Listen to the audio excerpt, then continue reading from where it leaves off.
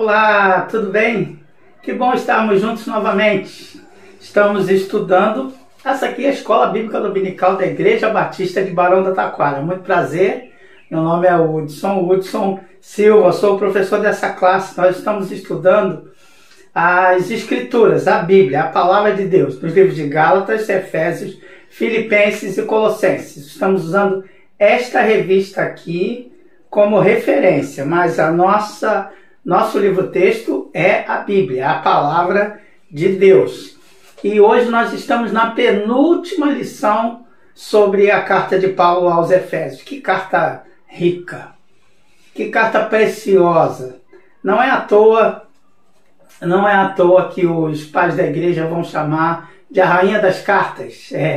Ela é um soco no estômago para chamar a atenção da nossa realidade hoje aqui. Eu quero convidar você a orar comigo e a continuar esse passeio. Hoje nós estamos nos capítulos 4, um pouquinho do capítulo 3, finalzinho do capítulo 3, capítulos 4 e 5. E semana que vem a gente faz o fechamento então da carta de Paulo aos Efésios. Vamos orar?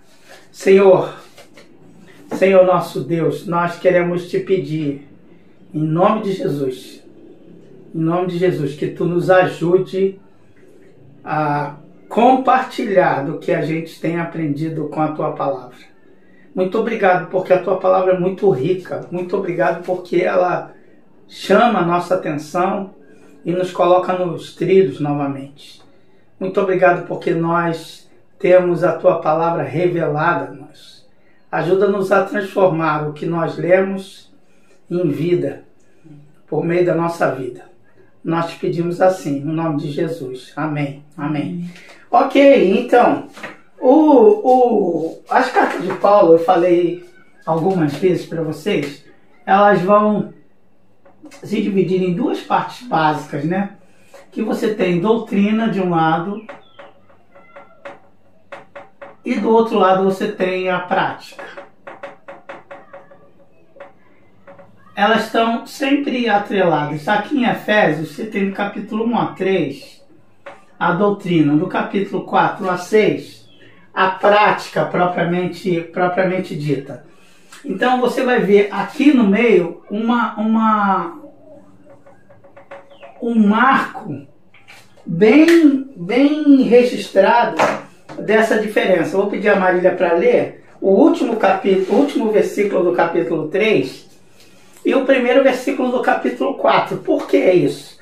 Porque eu vou bater nessa tecla várias vezes. Você vai cansar de ouvir. Os textos bíblicos não foram escritos com versículos e capítulos. Ele não escreve número 1, vamos escrever assim, não. Ele vai escrevendo logo de cara. Então a Marília vai ler sem parar, capítulo 3, último versículo, e o capítulo 4. Você vai ver que tem um rompimento aí. Parece que ele termina o capítulo 3 e recomeça a história numa outra perspectiva no capítulo 4. Vamos ouvir. Aquele que é capaz de fazer infinitamente mais do que tudo o que pedimos ou pensamos, de acordo com o seu poder que atua em nós, a ele seja a glória na igreja e em Cristo Jesus, por todas as gerações, para todos sempre. Amém. Como prisioneiro no Senhor, rogo-lhes que vivam de maneira digna da vocação que receberam. Você percebeu que ele chega até a falar amém? Ele conclui essa parte doutrinária aqui. Agora ele vai voltar a esses conceitos doutrinários, transformando em prática. Tanto que ele começa, como é que é o primeiro versículo? Repete, Marília, por favor. Como prisioneiro no Senhor, rogo-lhes que vivam de maneira digna da vocação que receberam. Então, quando ele fala aqui, Paulo vai falar aqui, vivam de forma digna. Vivam dignamente. Vivam de forma digna da vocação que receberam. Qual foi a vocação que eles receberam? Lembra-se? O que ele tratou nos capítulos 1 a 3? Ele tratou da salvação que é recebida pela graça. Então, a gente tem que viver a graça é de graça. Mas esse de graça, de grátis, mas esse de graça tem um preço a ser pago por quem decide seguir esta graça. Então, quem decide seguir essa graça, como nós vimos antes, anda no Espírito, anda em Espírito, é controlado pelo Espírito, ou seja, abre mão do seu reinado particular, ok? Então vejam que ele vai dizer, vivam de maneira digna. E ele vai continuar. Isso é que eu fico impressionado na carta de Paulo aos Efésios. Ele vai continuar e vai... Quando você pensa assim, um pai falando para um filho, ó, meu filho, anda de maneira digna. Você vai pensar em quê? Valores morais, não é? Ele vai... Eu lendo isso, eu fiquei pensando, então eu vou começar a me comportar moralmente de forma correta. Mas não é isso que Paulo diz. Ele vai dizer quatro qualidades que são qualidades muito mais próximas de Cristo, da Trindade, do que de valores morais. Vejam, Ana Marília, continua lendo, por favor. Eu vou colocar os 4 aqui para você ver se faz sentido para você, né? Porque nós estamos lendo e estudando juntos, né? Vê aí. Sejam completamente humildes e dóceis, e sejam pacientes, suportando uns aos outros com amor. Façam todo o esforço para conservar a unidade do Espírito pelo vínculo da paz. Okay. Há um só corpo e um só Espírito.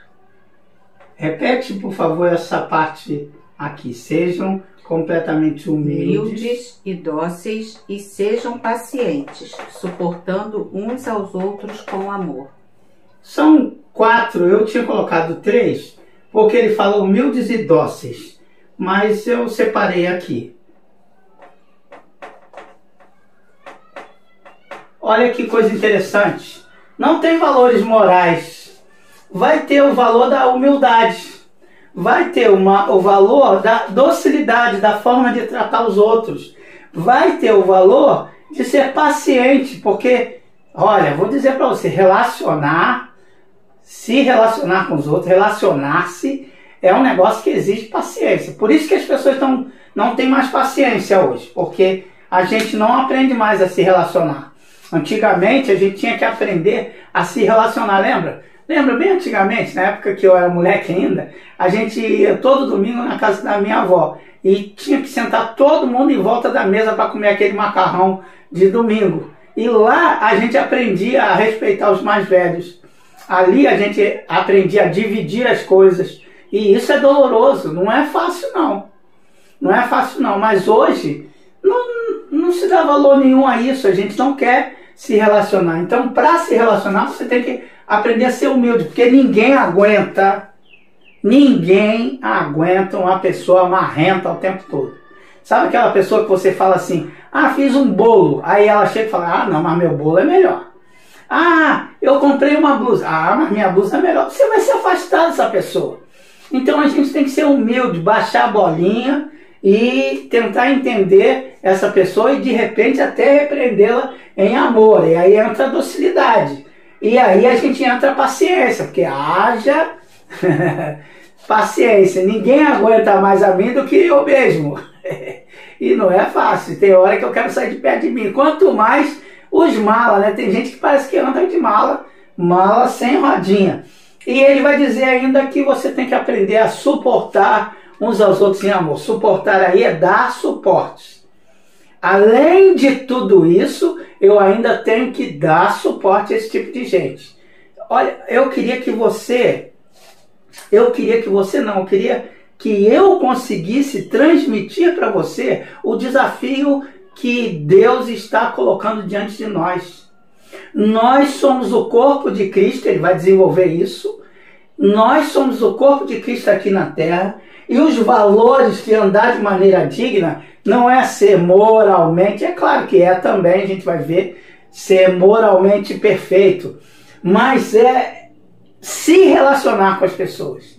É por isso que as cartas de Paulo são tão bombásticas. Isso aqui se encaixa muito com João 17. Vocês estão lembrados da oração sacerdotal de Jesus? Jesus vai falar assim, não peço que os tires do mundo, mas que os livres do mal, que eles andem na verdade, que eles sejam um como eu sou um com o Senhor, Pai. Foi a oração que Jesus fez. E isso se encaixa com a oração que Jesus fez. Eu confesso que eu fiquei assustado. Que é por isso que ele vai falar, por isso que a carta aos Efésios, eu tenho feito as meditações diárias, depois eu vou compartilhar com vocês. É uma carta de louvor e é uma carta que vai tratar de união. Gente, igreja é feita disso daqui, ó. Louvor e união. É muito, muito difícil. Agora eu vou pedir a Marília para ler de 4 a 7. E eu queria que você prestasse atenção numa palavrinha curtinha que é repetida várias vezes, como um bordão. Ouçam com atenção, por favor. Há um só corpo e um só espírito, assim como a esperança para a qual vocês foram chamados é uma só. Há um só Senhor, uma só fé, um só batismo, um só Deus e Pai de todos, que é sobre todos, por meio de todos e em todos. Gente, olha isso daqui. Ele vai dizer um só batismo, um só Senhor, um só corpo, um só Deus, que é Pai de todos. Um só Pai, que é Pai de todos. Todos. É sobre todos. E em todos. Gente, que é isso que Paulo está falando, que Paulo está revelando. Vejam que esta é a parte prática do que é a teoria. A teoria aqui não era só a graça. Era o quê? Que Cristo reuniu nele mesmo gentios, estão lembrados disso?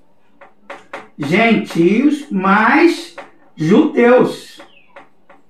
Tudo vai convergir para Cristo. Tudo vai convergir para Cristo.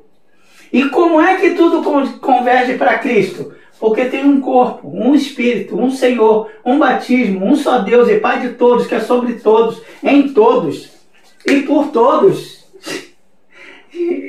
Eu fico assustado. Eu vou dizer para você, eu fico assustado porque o conteúdo de Efésios é o conteúdo para os nossos dias. Sabe por quê? Porque a gente acabou não, está terminando, não, passando uma nova fase dessa pandemia. As igrejas estão retornando, quase todas já retornaram. Há os cultos presenciais e há o congressamento das pessoas. Mas há uma grande confusão do que é igreja. Hoje a gente vive a igreja, eu, por exemplo, estou em casa aqui. Tenho dificuldades físicas para voltar à igreja. Então eu estava dizendo que eu tenho muita dificuldade, porque eu não convivo com as pessoas, eu só convivo assim, virtualmente. E tem hora que você fala, vou voltar para quê? Vou voltar por quê? Mas é só na convivência. A igreja é um mistério, a igreja não é o templo. A igreja não é só uma união de pessoas, porque aí é clube, aí é ONG. Mas a igreja é tudo isso também. Por quê? Porque a igreja é essa reunião de pessoas que são transformadas por Deus. A gente tem um pequeno grupo que se reúne às sextas-feiras e eu me sinto tão igreja ali com eles. Porque eles sabem dos meus problemas e eu sei dos problemas deles. E eu agora estou falando deles e estou lembrando deles e lembro deles nas orações. Vejam que isto é a ideia de igreja. Igreja é a ideia de família. Então não existe, por isso que eu acho que essa carta aos Efésios é um soco no estômago. Porque quando eu penso em não conviver, eu estou pensando em desobedecer a Deus. Porque a igreja é aturar suporte, dar suporte para aqueles que são meninos na fé. E se eu acho que eu sou poderoso na fé, eu tenho que ter mais paciência ainda. Então é uma dificuldade enorme. Deixa eu apagar aqui e compartilhar mais alguma coisa com você. Eu espero que eu esteja sendo claro, né? Não existe dentro das Escrituras a ideia de desigrejado, cristão desigrejado. Paulo estava preso, lembra-se que essa é uma carta da prisão, e mesmo assim, Paulo em momento nenhum vai usar a ideia de desigrejados. Então, a gente pensa, muitas vezes a gente pensa, eu pensava, pelo menos eu pensava, não agora, mas antigamente eu pensava que igreja era uma reunião do soldadinho de chumbo. Não, isso aqui é diferente de igreja. Igreja é unidade. Unidade é diferente de unanimidade. Por que é diferente? Porque nós somos diferentes. Você quer experimentar isso? Eu experimento isso com facilidade. Quem tem muito irmão percebe isso. Um irmão pode ter nascido do mesmo pai, da mesma mãe, mas é diferente. Essa semana eu fui na casa da minha mãe e encontrei 2 dos meus irmãos. Como somos diferentes. Mas como temos algo muito em comum, como somos iguais em alguns aspectos.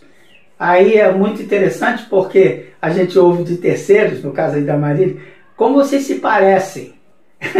A gente é tão diferente, como é que a gente se parece? Porque algo dentro de nós nos une, nos aproxima. E no caso ali pode ser a questão do sangue. Mas a igreja, o que aproxima umas pessoas das outras? Cristo. Vejam que a doutrina dada por Paulo lá no capítulo 2, ela aparece aqui no capítulo 4. Então, eu queria muito que você entendesse isso. Agora você vai compreender uma outra dimensão. Você entendeu isso daqui, não é? Eu espero que tenha entendido. Se não entendeu, releia e o Espírito Santo vai te dar o esclarecimento necessário. Confesso que eu me esforcei. Eu vou pedir a Marília para ler versículos 8 a 12, que são versículos que parecem complicados, mas não são tão complicados assim. E eu quero então que você preste atenção, porque ela vai ler esses versículos que podem se tornar polêmicos se a gente ler fora do contexto. Mas dentro do contexto, eles são esclarecedores. Leia, por favor. 4, de 8 a 12. Por isso é que foi dito: quando ele subiu em triunfo às alturas, levou cativo muitos prisioneiros e deu dons aos homens. Que significa ele subiu, senão que também descer às profundezas da terra? Aquele que desceu é o mesmo que subiu acima de todos os céus, a fim de encher todas as coisas. E ele designou alguns para apóstolos, outros para profetas, outros para evangelistas, outros para pastores e mestres, com o fim de preparar os santos para a obra do ministério, para que o corpo de Cristo seja edificado, até que todos alcancemos a unidade da fé e do conhecimento do Filho de Deus e cheguemos à maturidade, atingindo a medida da plenitude de Cristo. Então, esse texto parece complicado, mas não é. Ele está falando de Jesus. Ficou claro para você? É óbvio, né? Se você leu o texto, prestou atenção, ele está falando de Jesus. Aquele que subiu é o mesmo que desceu. Vejam que Jesus se fez gente, que Cristo, que o Messias, que o prometido, se fez gente na pessoa de Jesus. É porque tem gente que confunde esse texto aqui com o texto de Pedro. E esse texto não tem a ver com o texto de Pedro, tá? O texto de Pedro vai falar de outras coisas, de espíritos encarcerados. Aqui não é. Ele está citando, eu vou pedir a Marília para abrir lá, no Salmo, não precisa abrir não, o Salmo 68. O Salmo 68 é um salmo de vitória, é um salmo de Davi, quando ele vai, aquele episódio que Davi vai dançar diante da arca, vai ficar feliz porque traz a arca de volta para Siló e tem o projeto de colocar a arca em Jerusalém, tem aquela confusão com Mical. Esse salmo vai dizer muito isso do grande guerreiro vitorioso. O que o guerreiro vitorioso trazia? Ele trazia os cativos das pilhagens da guerra, para humilhar aqueles que estavam derrotados. Então ele vinha à frente, depois você lê o Salmo 68, ele vinha à frente cantando vitória e mostrando os inimigos aos seus pés. E é muito interessante porque Paulo vai citar esse texto que era lido e relido várias vezes entre os judeus. Então para os gentios era estranho isso? Não, não era. Sabe por quê? Porque os imperadores romanos agiam da mesma forma. O que você acha que é um arco do triunfo? O que é um arco do triunfo? Tem um arco, eu tive a honra, o prazer de alguns anos atrás ir a Roma, tem o arco de Trajano lá, e o arco de Trajano tem toda a marca da escultura da destruição de Jerusalém no ano 70, por exemplo, no arco de Trajano, para registrar aquela memória. Eles erigiam um arco para falar, ó, aqui passam os vitoriosos. Tem um arco do triunfo tão famoso lá de Napoleão, em Paris também, que ele dizia com orgulho: vocês vão passar por baixo do arco da minha vitória, o arco do meu triunfo. E várias ruas passam em volta do arco. Olha que coisa interessante. Ele está citando o Salmo 68 para dizer que Jesus veio na terra e venceu, tanto que ele subiu aonde? Na ascensão, subiu e está presente e oferece dons aos homens. Nós que somos o corpo de Cristo, a gente tem que entender isso. E lendo esse texto, eu me lembrei, e essa semana ouvi novamente a história do C.S. Lewis, sensacional. E eu recomendo, viu?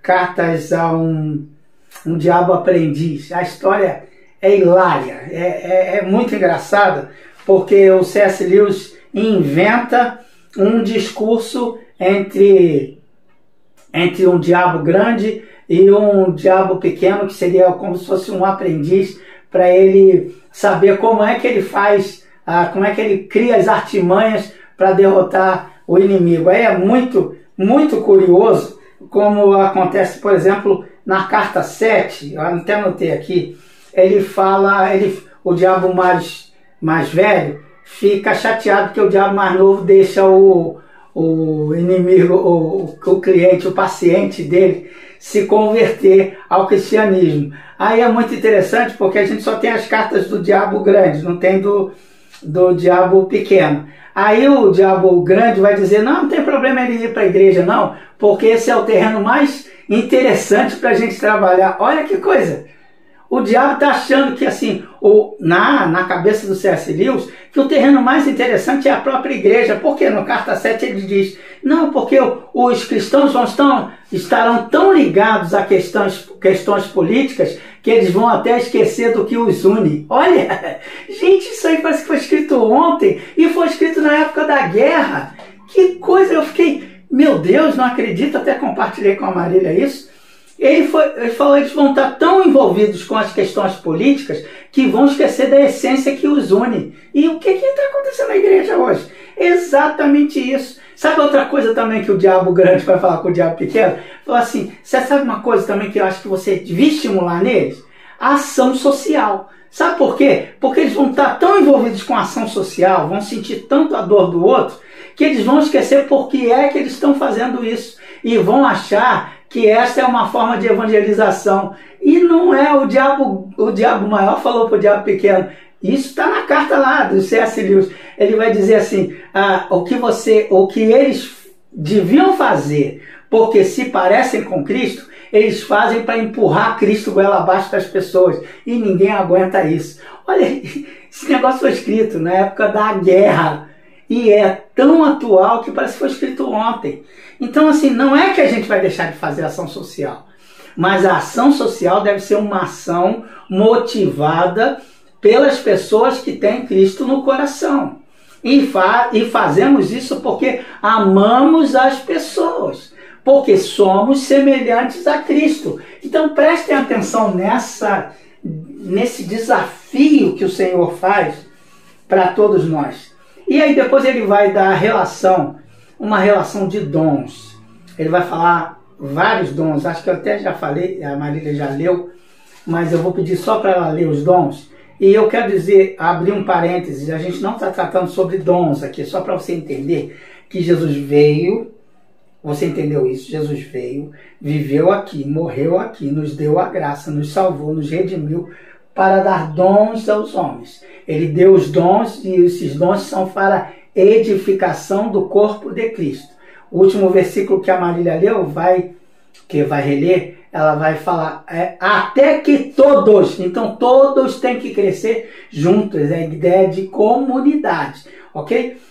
Então você tem várias relações de dons. Você tem dons aqui em Efésios capítulo 4, você tem dons em Romanos capítulo 12, você tem dons em 1 Coríntios capítulo 12, e você tem uma relação de dons também apresentada em Pedro. Então preste atenção, porque essa relação de dons não são exaustivos, teologicamente, que é a palavra que eles usam. Não são exaustivos. O que significa isso? É que não tem toda a relação de dons. Meus dons são os talentos que eu recebi de Deus, mas que não são meus. Eles são meus para abençoar a você. Os seus dons são talentos que você recebeu de Deus, mas eles não são para você. Eles são para que você abençoe a igreja de Deus. Então vejam, é uma troca. É uma troca. É genial essa ideia da troca. Vamos começar com a leitura. Esse bloco eu vou pedir a Maria para então ler a relação de dons até o versículo 12. E ele designou alguns para apóstolos, outros para profetas, outros para evangelistas e outros para pastores e mestres, com o fim de preparar os santos para a obra do ministério, para que o corpo de Cristo seja edificado, até que todos alcancemos a unidade da fé e do conhecimento do Filho de Deus, e cheguemos à maturidade, atingindo a medida da plenitude de Cristo. Vejam, todos devem chegar à medida da plenitude de Cristo. Eu quero que você entenda que a carta de Paulo aos Efésios vai apresentar, eu podia já ter feito isso enquanto ela lia, né? Mas eu fiquei prestando atenção no que ela lia. Vai apresentar essa ideia aqui, que a igreja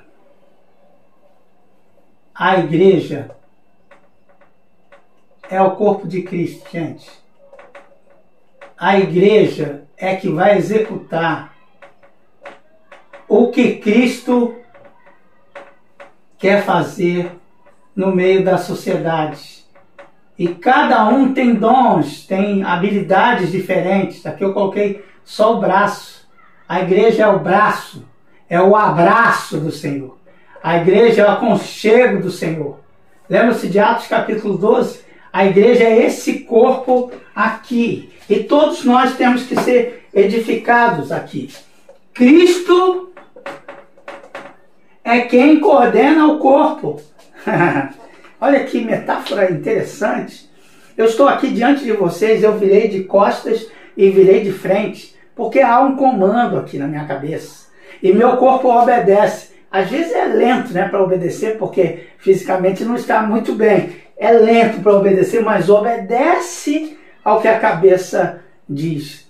Olha, se o seu corpo está desconectado com a cabeça, você é um defunto. Capítulo 2, lembra-se lá? Mas nós estamos vivificados pelo Espírito de Deus. O corpo de Cristo é, na realidade, uma nova humanidade. É perfeito? Não, mas ele está se desenvolvendo para que nós todos cresçamos em Cristo. E aí Paulo vai citar eu não anotei aqui, Marília, mas vê aí o versículo, o capítulo que vai dizer: aquele que mentia não minta mais. Ele vai dizer, acho que é o capítulo 5, o capítulo 4 ainda, vai falar para a gente se revestir. Tire e coloque. Ele vai dizer para a gente tirar a velha vestimenta e colocar a nova vestimenta. Achou os versículos que falam disso? Tire, capítulo 4, 22. 4, 22 em diante.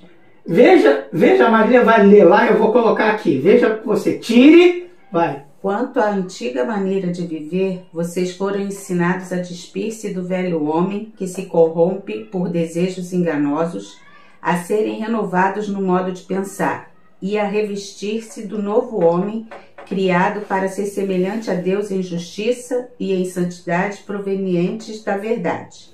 Portanto, cada um de vocês deve abandonar a mentira e falar a verdade ao seu próximo, pois todos somos membros de um mesmo corpo. Pode continuar. Quando vocês ficarem irados, não pequem. Apaziguem a sua ira antes que o sol se ponha e não deem lugar ao diabo. O que furtava, não furte mais. Antes trabalhe, fazendo algo de útil com as mãos, para que tenha o que repartir com quem estiver em necessidade. Nenhuma palavra torpe saia da boca de você, mas apenas a que for útil para edificar os outros, conforme a necessidade, para que conceda graça aos que a ouvem. Não entristeçam o Espírito Santo de Deus, com o qual vocês foram selados para o dia da redenção. Livrem-se de toda amargura, indignação e ira, gritaria e calúnia, bem como de toda a maldade. Sejam bondosos e compassivos um para com os outros, perdoando-se mutuamente, assim como Deus perdoou vocês em Cristo. Vejam como é que a gente vai crescer. A gente vai crescer e indo tirando essa roupa velha e colocando a roupa nova. Ele vai dizer, aquele que mentia, o Espírito vai trabalhar em você e você vai se deixar controlar pelo Espírito, andar no Espírito, como a gente viu em Gálatas, e você vai desenvolver a verdade. Porque ele vai dar até um argumento aí. Por que vai deixar de mentir? Dá uma olhada aí, Maria. Porque vocês são um corpo em Cristo. Porque o que tinha raiva, não vai ter raiva mais, mas vai trabalhar em paz, vai desenvolver a paz, porque a gente também tem argumentos aí para tudo isso. O que roubava, não vai roubar mais, mas vai trabalhar para dividir o que ganha com o outro. Gente, é uma nova humanidade, percebe que isso é uma nova humanidade? O que fazia fofoca, ficar falando mal dos outros, vai calar a boca e vai desenvolver dentro dele o encorajamento. Gente, isso é um exercício. Quando você tem consciência disso e tira a roupa da fofoca, o que você coloca no lugar? Você coloca encorajamento. Então, quando você for falar de alguém, você fala, não, vou tentar arrumar uma coisa boa para falar com as pessoas. A gente quebra a fofoca quando começa em vez de ouvir a fofoca, mas aí fala, pô, mas fulano é legal, né? Eu gosto dele por isso. Aí é engraçado como uma pessoa que é fofoqueira vai virando o jogo e vai mudando a forma, porque é uma nova humanidade. Gente, aquele que tinha vontade de vingança, de olho por olho, dente por dente, vai deixar o Espírito trabalhar em si para ter perdão. Quem é que disse que isso é fácil? Quem é que disse que isso é fácil? Porque se você desenvolver isso daqui, você vai ter que admitir o seu erro. Ó, isso não é fácil não, porque a gente é orgulhoso, a gente não quer admitir. A gente sempre quer olhar o erro do outro. E é fácil olhar o erro do outro. Mas quando a gente se despe do velho homem, você começa a falar assim, mas e eu? E eu? Onde eu entro nessa história? Por que eu sou dessa forma? Onde tinha promiscuidade, eu vou ter autocontrole, porque muitas vezes a promiscuidade é uma fuga. É a fuga para tudo isso daqui, ó. Então, se eu quero fugir, eu vou procurar esconder isso por meio da promiscuidade. Não, mas eu vou ter autocontrole. Eu vou ter consciência de que, opa, se eu estou me deixando levar é porque eu estou eu estou perdendo o controle. E ele vai dizer, vocês precisam se encher do Espírito de Deus. Olha o desafio que é colocado diante de nós. Eu faço parte dessa nova humanidade. Você faz parte dessa nova humanidade. E essa ideia de igreja. A ideia de igreja é uma ideia divina. A ideia de igreja é uma ideia tão assustadoramente extraordinária, mas não podia ser diferente. Sabe por quê? Porque a Trindade é uma comunidade de amor. Como é que uma comunidade de amor vai expressar o que ela é? Só por meio da igreja, só por meio de outra comunidade de amor. Então, a gente revela o que é pelo que faz e pelo que produz. A igreja revela a quem adora pelo que ela faz e pelo que ela produz. A minha oração é que eu tenha consciência disso. De que eu faço parte da igreja, não apenas da Igreja Batista de Barão do Taquara, mas eu faço parte do corpo de Cristo. E eu tenho que ter a semelhança de Cristo. Ou seja, retirar as coisas ruins e colocar as coisas boas. O Espírito vai fazer isso, mas sou eu que tenho que tirar a sujeira. O Espírito vai me dar consciência disso e vai me ajudar nas minhas fraquezas, mas sou eu que tenho que fazer a faxina. Ele tira, mas a sujeira fica ali. Eu tenho que varrer, eu tenho que jogar fora e falar, eu não quero mais. Mas não, a gente está andando de trapo de imundície. Por quê? A gente ainda está agarrado a essas coisas. É um processo e cada um está desenvolvendo esse processo num ritmo todo seu.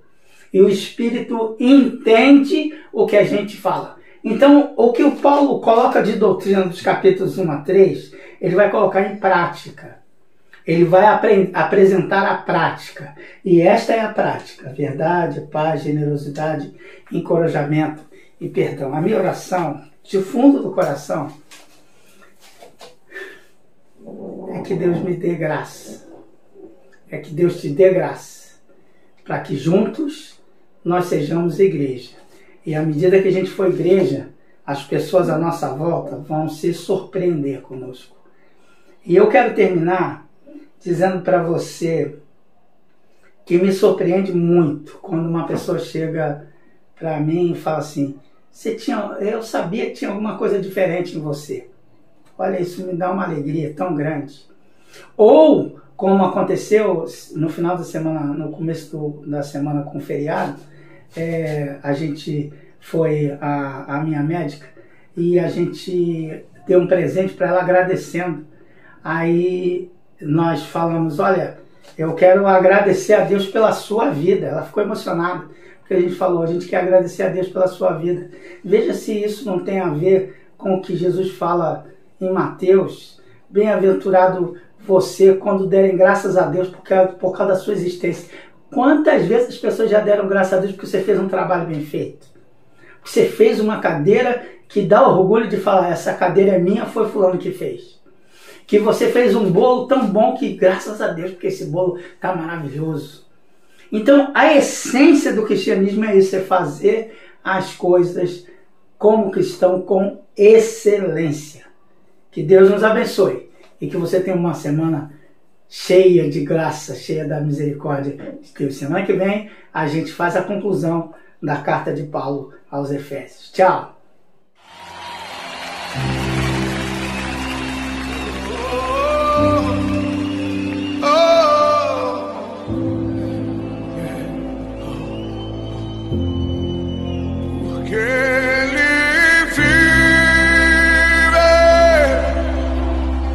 Posso crer.